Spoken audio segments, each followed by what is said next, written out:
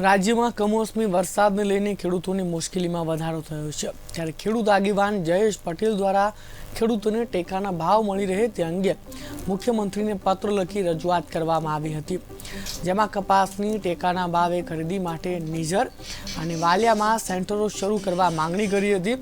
કમોસમી વરસાદને કારણે દક્ષિણ ગુજરાતમાં કપાસના પાકને ફટકો પડ્યો હતો। હાલ કપાસના ટેકાના ભાવ 6,970 છે, ત્યારે હાલમાં વેપારીઓ 3.6 હજારથી 6,500 વચ્ચે ખરીદી કરે છે, જેના લીધે ખેડૂતોને ટેકાના ભાવ પણ મળતા નથી।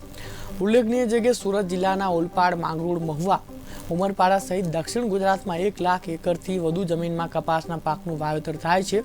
ખેડૂતોને છેલ્લા ઘણા વર્ષોથી પોષણક્ષમ ભાવો પણ મળી રહ્યા છે। નિઝર અને વાલિયામાં કોટન કોર્પોરેશન ઓફ ઇન્ડિયા દ્વારા કપાસ ખરીદીના કેન્દ્રો શરૂ કરીને ખેડૂતો પાસેથી ટેકાના ભાવે કપાસ ખરીદાય તેવી વ્યવસ્થા કરવા માંગ કરી। આ ઉપરાંત કપાસના પાકમાં નુકસાન થયું હોવાથી ખેડૂતોને ક્વિન્ટલ દીઠ ₹1500 બોનસ તરીકે જાહેર કરવામાં આવે, જેથી કપરા સમયમાં પોતાના પરિવારને ટકાવી શકાય। સમગ્ર વિશ્વમાં ભારત દેશ પ્રથમ ક્રમે છે અને એમાં પણ ગુજરાત રાજ્ય કપાસ ઉત્પાદનમાં પ્રથમ ક્રમે છે। ખાસ કરીને માવઠાની અસરથી જે રીતે કપાસના ખેડૂતોની સ્થિતિ ખૂબ જ મૂંઝવણમાં આવી છે।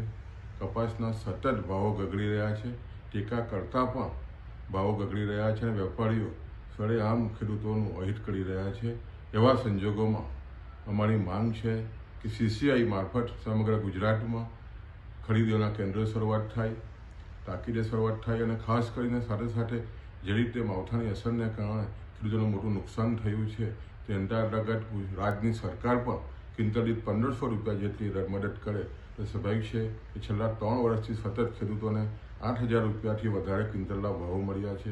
અત્યારે સતત ટેકા કરતામાં ભાવો ગગડી રહ્યા છે।